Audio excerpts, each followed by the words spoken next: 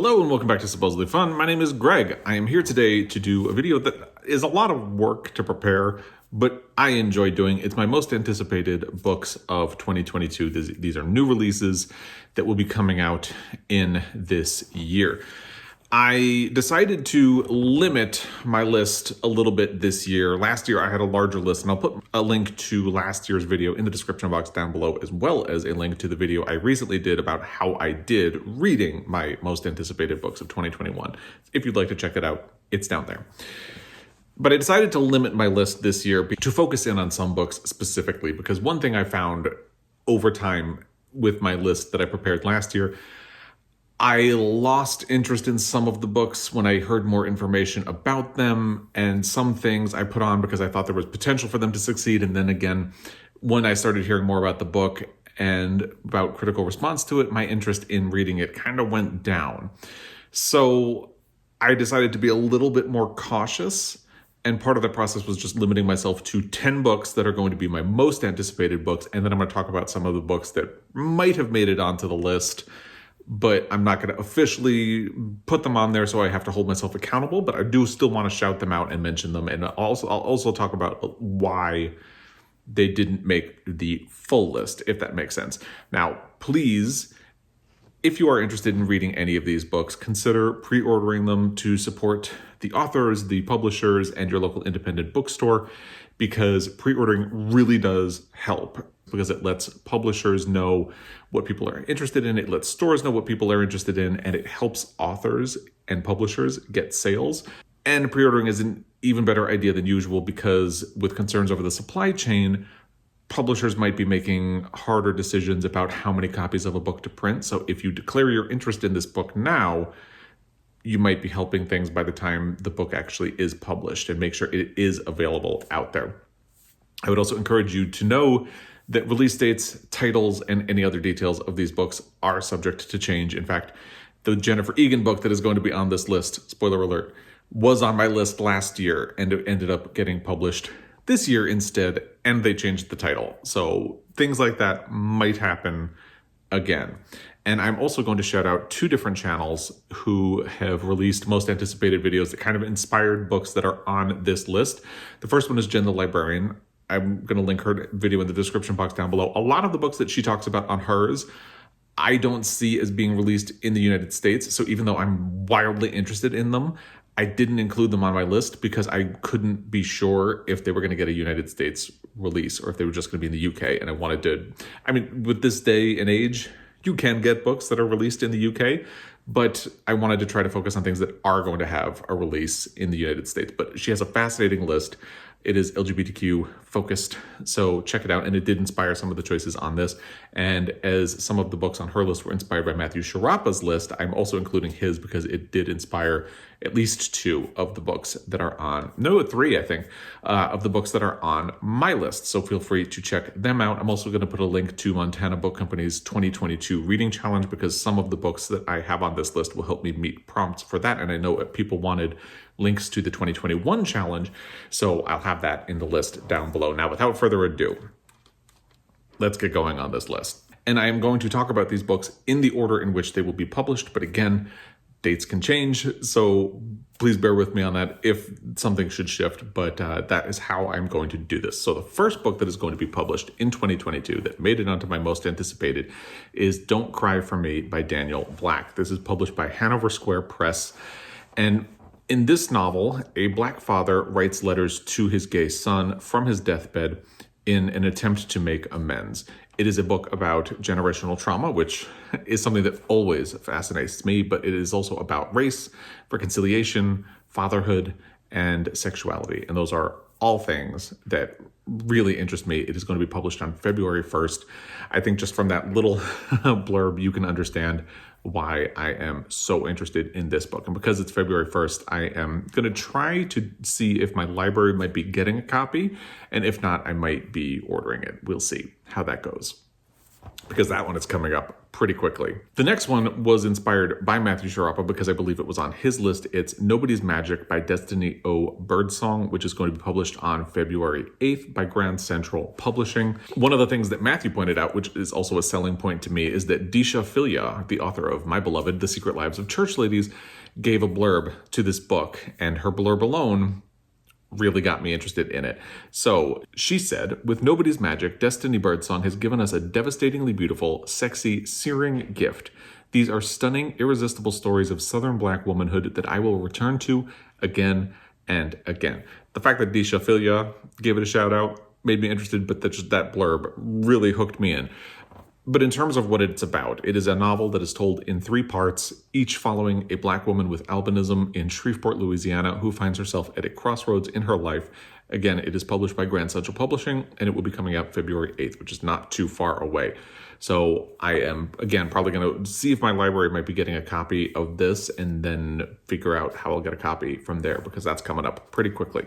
The next one, I already have how I'm going to get a copy figured out. It's The Boy with a Bird in His Chest by Emmy Lund. It is published February 15th by Atria.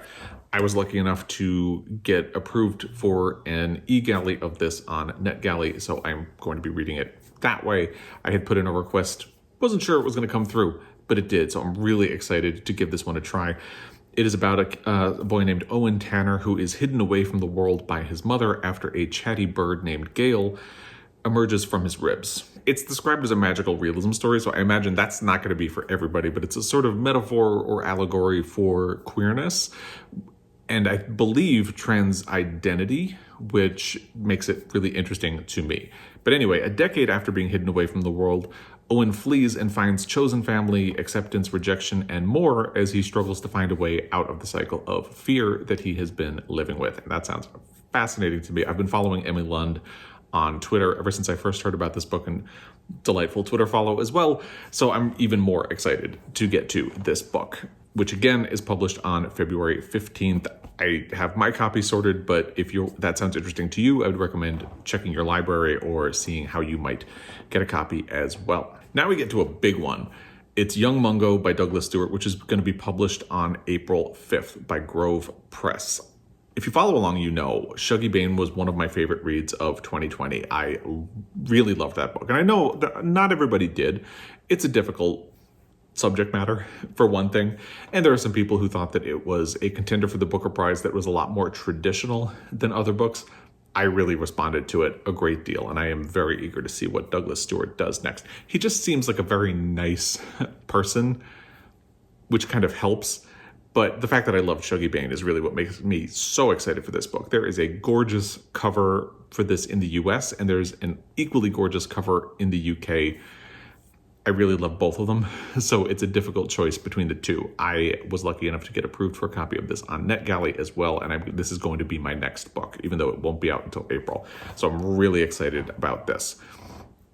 In it, Stewart returns to working class Glasgow in the 80s or 90s to tell a story about young gay love in a time when it was forbidden and frequently met with violence. It follows Mungo, who is a Protestant, and falls in love with James, who is a Catholic. They are two sides who are in direct opposition to each other during the Troubles, which kind of further complicates things, and it goes out from there. And I don't quite want to know more about all the complications, but I am willing to go on a journey with Douglas Stewart because I really loved Shuggie Bain, and I'm very excited to read Young Mungo. Coming out the same day is another big book, and this is what I was talking about when I said that I put things on my most anticipated list last year, and then as the year went on, I started thinking and found out more details about the book and started questioning whether or not I wanted to read them.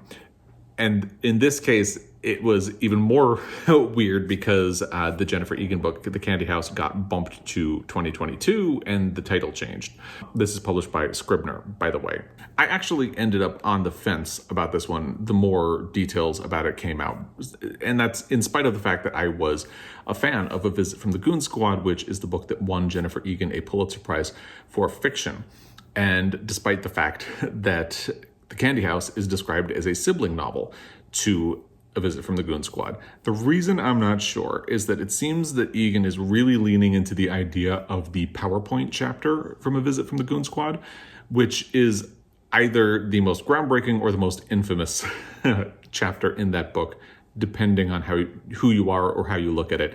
For some people, that is the book that made them say, I really didn't like this book. Some people would say that that is the chapter that makes it a really clever and groundbreaking book. But she seems to be kind of leaning in that direction here by telling a story in shifting voices, including omniscient narrative to first person plural and more. And there is an epistolary chapter and a chapter that is told entirely through tweets. And then there's this blurb, which is that if Goon Squad was organized like a concept album, the Candy House incorporates electronic dance music's more disjunctive approach. The parts are titled Build, Break, Drop. With an emphasis on gaming, portals, and alternate worlds, its structure also suggests the experience of moving among dimensions in a role-playing game. And I don't know what that means. So I'm intrigued, but I'm also feeling very cautious. And the reason this is not on my lesser titles, the reason I'm including it in my most anticipated is that I was granted access to this on NetGalley, so I will be reading it, and therefore I'm putting it on the list. But we'll see how it goes. I'm a little bit cautious going in, but we'll see. The next book is Violets by Kyung-Suk Shin and translated by Anton Her, which will be released on April 12th by Feminist Press. If you follow Matthew Sharapa, you know that Kyung-Suk Shin is his favorite author, and I have read 2 books by Kyung-Suk Shin. The first one was Please Look After Mother, which I really loved. And the other one was, I think, The Court Dancer, which I liked, didn't love, but I'm very eager to experience more of her books, so I'm looking forward to this one. Set in Seoul during the 1990s, Violets follows a quiet woman named San who is desperate to jumpstart her life as she takes a job in a flower shop and meets a curious cast of characters and develops an obsession with a magazine photographer. From the blurb, Kyung-Suk Shin explores misogyny, erasure, and repressed desire as San desperately searches for both autonomy and attachment in the unforgiving reality of contemporary Korean society. I mean, sign me up. That sounds really interesting. I'm looking forward to that, and I do want to try to read more translated literature this year. I'm not putting an express goal on it, but I do want to increase the amount of that I read. The next book is Finding Me by Viola Davis, which is going to be published on April 26th by Harper One. Judge if you will. It's a celebrity memoir. Even I frequently talk about how I'm always wary of celebrity memoirs. One celebrity memoir was on my list last year, and I ended up thinking it was okay. It was Cicely Tyson's book, which was in a total coincidence, partially read by Viola Davis. She wrote the foreword, and she read the audio of the foreword in the audiobook. And I think this is one that I will definitely seek out on audiobook because I love Viola Davis's voice. And I think what really makes me interested in this book is that Viola Davis has talked about her childhood growing up in poverty and how she got out of poverty and her experience working as an actress and the lengths she had to go to for recognition. And I have always said if she wrote a book, I would be fascinated in her life story, and she wrote a book. So of course, I'm going to be interested in it, of course, after all of that. And I would definitely seek it out on audio. That is going to be the perfect way to do it. So judge if you want. I'm interested in Finding Me by Viola Davis. The next book on this list is Solo Dance by Lee Kotomi and translated by Arthur Reiji Morris, which will be released on May 24th by World Editions. This was on Jen the Librarian's most anticipated, but she had heard about it from Matthew Sharapa, so it came originally from him, and now it's on mine. So it's been on a journey already. And again, this is published May 24th by World Editions. And for this one, I want to read the quick blurb to you because I think it sums up what's interesting about this for me pretty well. Chloe Nori, 27 and originally from Taiwan, is working an office job in Tokyo. While her colleagues worry about the economy, life insurance policies, marriage, and children, she is forced to keep her unconventional life hidden, including her sexuality and the violent attack that prompted her to move to Japan. There is also her unusual fascination with death. She knows from personal experience how devastating death can be, but for her, it is also creative fuel. Solo Dance depicts the painful coming of age of a gay person in Taiwan and corporate Japan. This striking debut is an intimate and powerful account of a search for hope after trauma. I mean, there's so many levels of why that's interesting. One, it is translated literature, and I am going to be trying to do more of that this year. It is an LGBTQ story, but it's an LGBTQ story from a different part of the world and telling a very different perspective on being LGBTQ and coming out from my own experience, and I'm really looking forward to it. It sounds very interesting to me. The next one is also something that was on Jen the Librarian's most anticipated list and on Matthew Sciarappa's. It's The Kingdom of Sand by Andrew Holleran, which will be published on June 7th by FSG. And again, I'm going to turn to the blurb, but the thing to remember here is that Andrew Holleran was the writer of the seminal LGBTQ novel Dancer from the Dance, which I have a whole video about, and I'll put a link to that in the description box down below.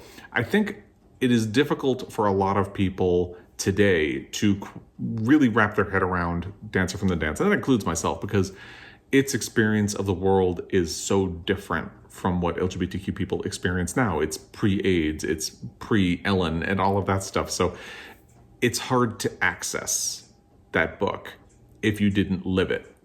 And I kind of went on a journey with it. And again, I'll put the video down below, but I would be definitely interested in reading another book by Andrew Holleran, who has other books, but this is his first in, I think, 13 years. Here's the blurb.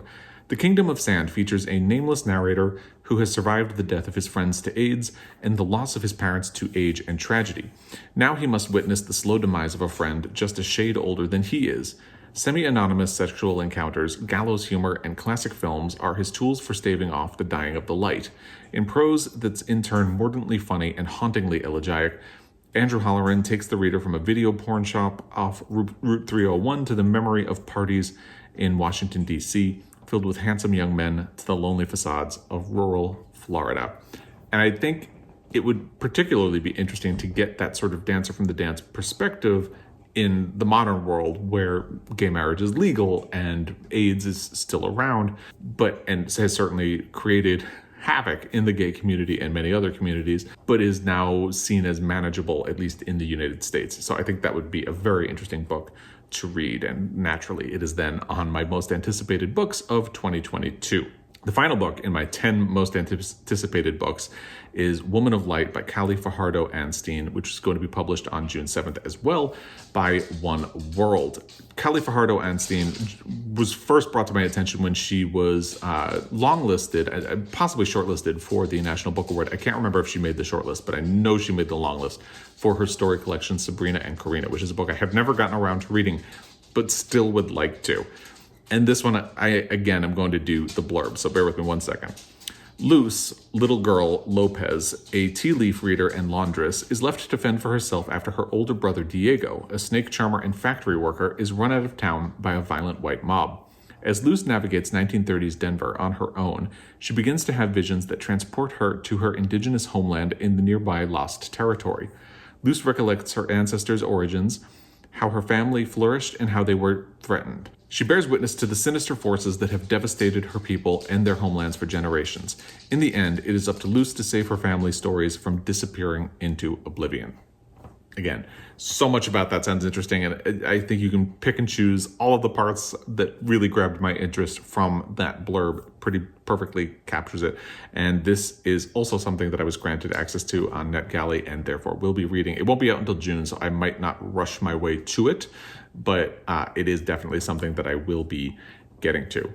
Now, let's talk about some of the books that I am withholding judgment on. I'm interested in them, but I don't know if I want to prioritize them, and my opinion could change once I have more information about the book or once it is released and I hear some responses to it from readers that I trust. The first one is Glory by Violet Bulawayo, which is going to be published on March 8th by Viking.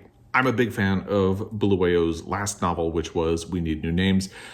So you would think I'd be immediately interested, but let's talk about this for a second.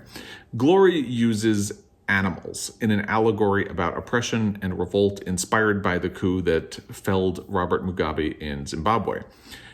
They say, quote, "The animal kingdom, its connection to our primal responses and resonance in the mythology, folktales, and fairy tales that define cultures the world over, unmasks the surreality of contemporary global politics to help us understand our world more clearly, even as Bulawayo plucks us right out of it." I say, that sounds like it could be great in the same way that Animal Farm is great and uses animals as an allegory for larger societal goings-on. But it also could be a disaster. Part of what makes me a little concerned is that We Need New Names is a very quiet book. It's political, but it's not doing a lot of the big things and wrestling with a lot of the big ideas that this book seems to be. So I'm interested, but I'm going to want to hear some feedback once this book is published, and we'll see how that goes. The next one is The Memory Librarian and Other Stories of Dirty Computer by Janelle Monáe, which is going to be published on April 19th by Harper Voyager. Now, on the one hand, a collection of Afrofuturistic stories set in the world of Janelle Monáe's Dirty Computer music album, focusing on queerness, gender, and liberation sounds fascinating and potentially fun. On the other hand, Monáe is credited as the writer, and yet it notes that she, quote, and an incredible array of talented collaborating creators, end quote, put this together. So I have to wonder, how much of it did she actually write, and who are these collaborators? Because everywhere you look, it mentions people who inspired stories like Ted Chiang and Octavia Butler, but it doesn't mention who is collaborating to this story collection. And it just seems to be putting forth the idea that Janelle Monáe is the writer, and yet there are all of these collaborators. There's also the fact that, like Glory, this could be great, it could be fun, but it could also be a mess. So I'm going to wait. And I don't do a whole lot of sci-fi, so I'm definitely going to wait and see what a lot of responses to this book are before I commit myself to it. The next one nearly made it onto my most anticipated list. It's You Have a Friend in 10A, Stories by Maggie Shipstead, which is going to be published on May 17th by Knopf. And we'll get to why I ultimately didn't put it on my list in a second. First, this is a new story collection from the Booker shortlisted author of The Great Circle. It sounds fun and interesting. It features stories that are set in an Olympic village, a Pacific atoll, Montana, and a religious cult. The reason I am thinking I won't put it on my most anticipated list is that if I'm going to prioritize a Maggie Shipstead novel in 2022, I want to catch up on The Great Circle first. So I'm much more likely to get to that one and maybe not You Have a Friend in 10A until some future date. So I figured I would just make sure I get to The Great Circle, and then I can always think about You Have a Friend in 10A at some point and not just pressure myself to do it. The next one I'm extremely wary of. It's Tracy Flick Can't Win by Tom Perrotta, which is going to be published on June 7th by Scribner.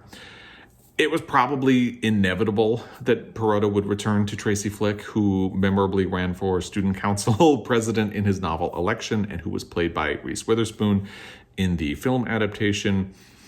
And I wonder if they're going to make another film adaptation of this now with Reese Witherspoon, but I don't want to speculate on that. What I do know is I've had some problems with recent Tom Perrotta books. I think he had a really great run, and he seems to be in a rut. And the idea that he's returning to one of his first novels seems like a rut all over again. One of the things that I really don't like is that he tends to write books in which the female characters are treated like overambitious people, not just Tracy Flick. She was kind of the first in a trend. But the women struggle to define themselves in the world, struggle to break free of something. That's probably more fair to say. And are usually punished for it. And you have these lovable, goofy men characters who are really let off the hook easily. And I don't really like that. And I think that his most recent book, Mrs. Fletcher, pretty badly fumbled that. So I'm very skeptical of his book. And the one thing that also jumped out to me is that the description of this book, in which Tracy is an assistant principal vying for the new vacancy of the principal at her school, doesn't feel like the path she would have been on in Election. And I know the description of the book talks about how she is wrestling with the fact that she can't seem to get what she wants in the world, and things constantly aren't going her way. So maybe she had a different path and somehow got shunted into this, but it just feels like an obvious setup in which Tracy was running for student council government in election and is now an assistant principal. So she's still in the world of high school, but it feels like Tracy would have probably gone to law school and gone off that way. I don't know. It just feels like that's not the path. And I read Election a long time ago, so maybe I'm wrong, or maybe he will address that in the book. But I have a lot of questions about this book. Potentially interested because I did like Election and because I do think a lot of Perotta's earlier novels were good. I just haven't liked where he's at now. So we'll see. The next possible anticipated book is Life Ceremony, Stories by Sayaka Murata and translated by Ginny Tapley Takamori, which is going to be published on July 5th by Grove Press. This is the one that I bumped out of the top 10 in order to put The Candy House in. It's it is therefore the one that was the closest to being in my most anticipated. And maybe I'm being unfair by really strictly limiting myself to 10 books in my most anticipated, but you can just take that as evidence that this is something I'm really interested in and may very well get to in the end anyway. Now, I enjoyed Convenience Store Woman, and considering that Murata is, quote, particularly admired for her short stories, which are sometimes sweet, sometimes shocking, and always imbued with an otherworldly imagination and uncanniness, end quote, in her native Japan, this should be a slam dunk. I just wonder about my urgency to read this book compared to the other books that were in the top 10. And again, I almost had The Candy House out here, and then just the fact that I got access to The Candy House on NetGalley made me put it in my most anticipated. But spiritually, I guess you could swap those books. But officially, I'm putting Life Ceremony on the list of possibilities. The next possibility for 2022 is Mercury Pictures Presents by Anthony Marra, which will be published on July 19th by Hogarth. I'm going to read the blurb for you. This epic tale of a brilliant woman who must reinvent herself in order to survive, moving from Mussolini's fascist Italy to 1940s Hollywood, a timeless story of love, sacrifice, and deceit. Now, I remember enjoying The Tsar of Love and Techno, which was a story collection by Anthony Marra, but I can't remember a thing about it, and I couldn't tell you the plot of a single story in that collection, which is what really gives me pause about putting this on the formal list of books I'm really anticipating in 2022. But there's a likelihood that I'll make it happen at some point in the year. We'll just have to wait and see. I'm going to wait a little bit until there's feedback on it. I did not read The Constellation of Vital Phenomena, which is the book that is mentioned more frequently with Anthony Marra. So we'll see. It's a strong contender, but I don't really want to commit to it, basically. The final book I'm putting on the list is Less is Lost by Andrew Sean Greer. This will be published on September 4th by Little Brown and Company. Andrew Sean Greer won a Pulitzer Prize in a total surprise move. I think that took a lot of people by surprise for his novel Less, which was the last book that he published. And it follows a middling gay writer who is also middle-aged, who is running from his problems, including his love life, across the world. I enjoyed Less. I thought it was a good book. I thought it was funny. I would not have given it a Pulitzer, being totally honest. I also question whether or not a sequel in which the protagonist, whose surname is Less, does the exact same thing, runs from his problems, but this time across the United States instead of the globe. I don't know. It could work, but it could just completely fall flat. So I'm going to wait. I definitely think Less didn't deserve a Pulitzer Prize, but I enjoyed the book.